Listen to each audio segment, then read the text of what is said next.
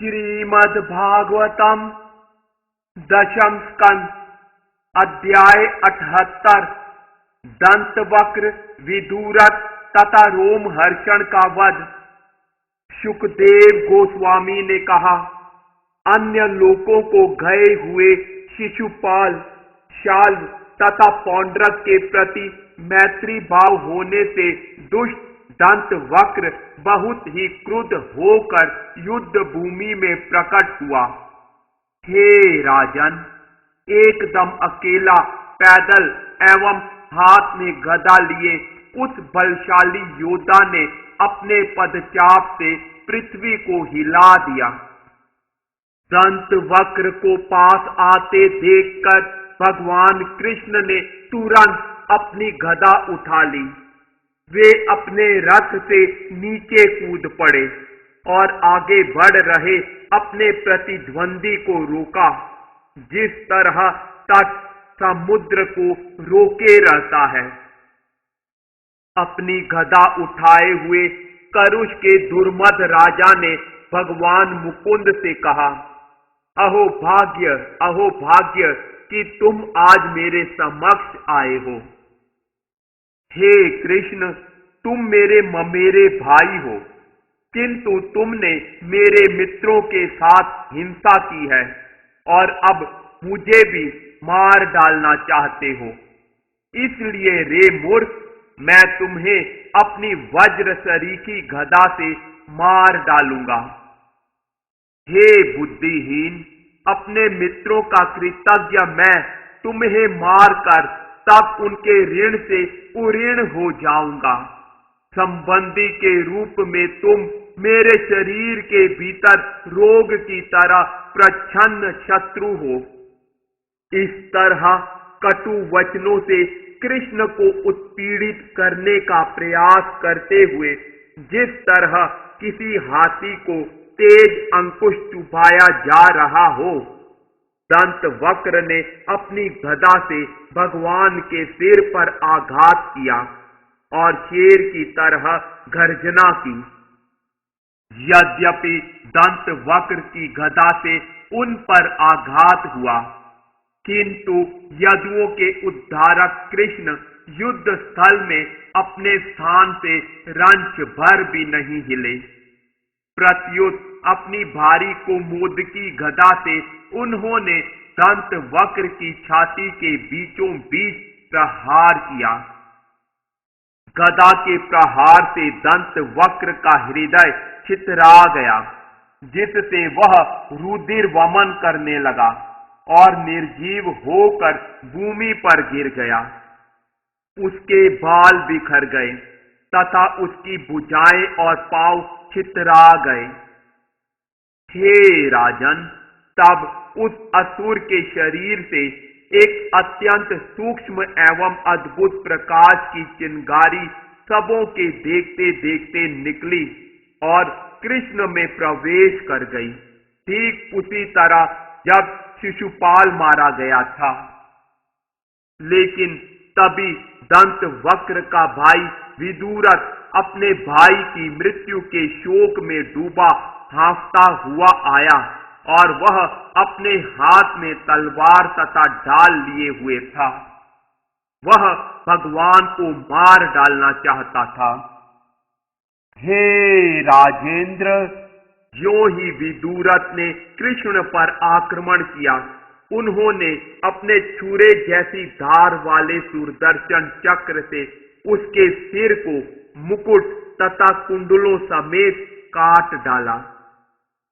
शाल्व तथा उसके शोभयान के साथ साथ दंतवक्र तथा उसके छोटे भाई को जो सब किसी अन्य प्रतिद्वंदी के समक्ष अजेय थे।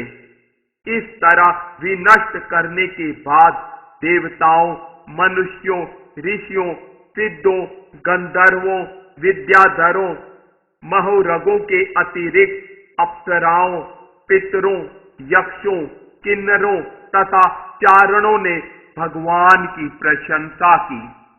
जब ये सब उनका यशोगान कर रहे थे और उन पर फूल बरसा रहे थे, तो भगवान गण्यमान्य वृष्णियों के साथ साथ उत्सव पूर्वक सजाई हुई अपनी राजधानी में प्रविष्ट हुए।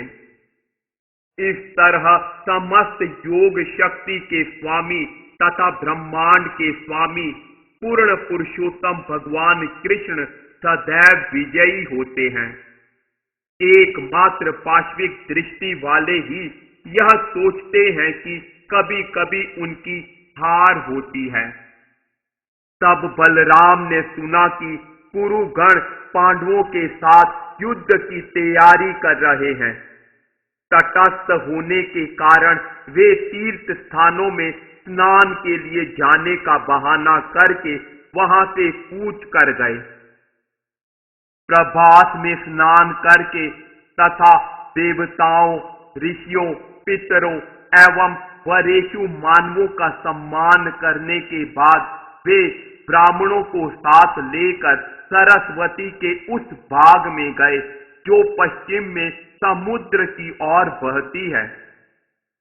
भगवान बलराम ने चौड़े बिंदु सरस सरोवर, त्रितकूप, सुदर्शन, विशाल, ब्रह्म तीर्थ, चक्र तीर्थ तथा पूर्व वाहिनी सरस्वती को देखा। हे भारत, वे यमुना तथा गंगा नदियों के तटवर्ती सारे तीर्थ स्थानों में गए और तब वे नैमिषारण्य आए, जहां ऋषिगण बृहद यज्ञ सत्र संपन्न कर रहे थे। भगवान के आगमन पर उन्हें पहचान लेने पर दीर्घ काल से यज्ञ कर रहे मुनियों ने खड़े होकर नमस्कार करके तथा उनकी पूजा करके समुचित ढंग से उनका सत्कार किया। अपनी टोली समेत इस प्रकार पूजित होकर भगवान ने सम्मान आसन ग्रहण किया।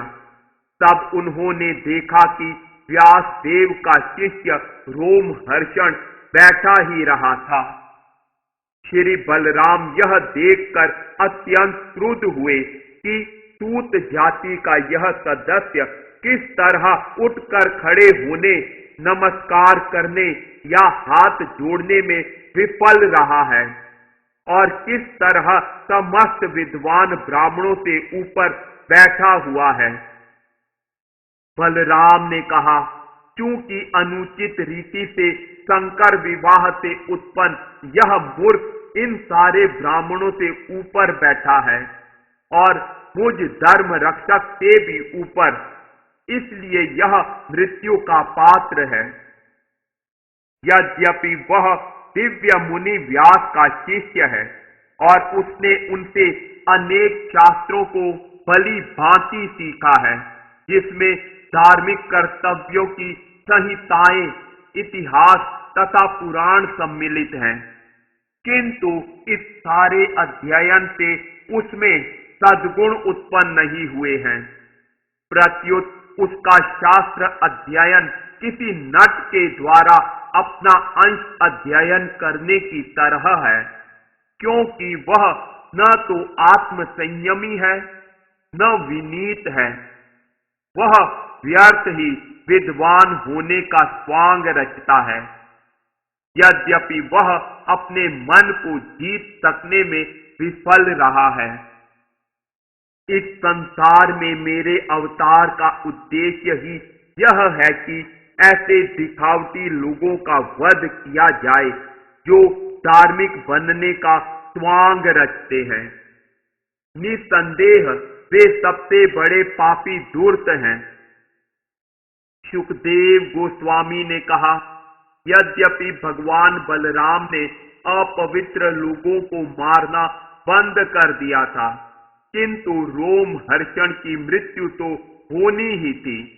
इसलिए ऐसा कहकर भगवान ने पुष्ट घास का एक तिनका उठाकर और उसकी नोक से छूकर उसे मार डाला।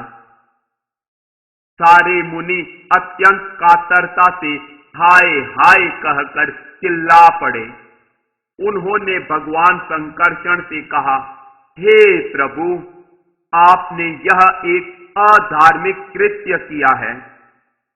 हे यदुओं के प्रिय, हमने उसे आध्यात्मिक गुरु का आसन प्रदान किया था और उसे दीर्घ आयु के लिए एवं जब तक यह सत्र चलता है तब तक भौतिक पीड़ा से मुक्ति के लिए वचन दिया था। आपने अनजाने में एक ब्राह्मण का वध कर दिया है। हे योगेश्वर, शास्त्रों के आदेश भी आपको आज्ञा नहीं दे सकते, किंतु यदि आप स्वेच्छा से ब्राह्मण के इस वध के लिए संस्कृत शुद्धि कर लेंगे तो हे सारे जगत के शुद्धिकर्ता, सामान्य लोग आपके उदाहरण से अत्यधिक लाभान्वित होंगे। भगवान ने कहा, मैं इस हत्या के लिए अवश्य ही प्रायश्चित करूंगा, क्योंकि मैं सामान्य लोगों के प्रति दया दिखाना चाहता हूं। इसलिए कृपा करके मुझे जो कुछ अनुष्ठान सर्वप्रथम करना हो उसका निर्धारण करें। हे मुनियों, कुछ कहिए तो। आपने उसे जो भी दीर्घायु, शक्ति तथा इंद्रिय शक्ति के लिए वचन दिए हैं उन्हें मैं पूरा करवा दूंगा। ऋषियों ने कहा, हे राम, आप ऐसा करें कि आपकी तथा आपके कुश अस्त्र की शक्ति एवं साथ ही हमारा वचन तथा रोम हर्षण की मृत्यु ये सभी बने रहें। भगवान ने कहा, वेद हमें उपदेश देते हैं कि मनुष्य की आत्मा ही पुत्र रूप में पुनः जन्म लेती है। इस तरह रोम हर्षण का पुत्र पुराणों का वक्ता बने और वह दीर्घायु, प्रबल इंद्रियों तथा बल से युक्त हो। हे मुनि श्रेष्ठो, आप मुझे अपनी इच्छा बतला दें, मैं उसे अवश्य पूरा करूंगा। और हे बुद्धिमान आत्माओं, मेरे लिए समुचित प्रायश्चित का भली भांति निर्धारण कर दें, क्योंकि मैं यह नहीं जानता कि वह क्या हो सकता है। ऋषियों ने कहा, एक भयावना असुर जिसका नाम भलवल है और जो इलवल का पुत्र है, हर प्रतिपदा को अर्थात शुक्ल पक्ष के पहले दिन यहाँ आता है और हमारे यज्ञ को दूषित कर देता है। हे दशारह वंशज, कृपा करके उस पापी असुर का वध कर दें जो हमारे ऊपर पीप, रक्त, मल, मूत्र, शराब तथा मांस डाल जाता है।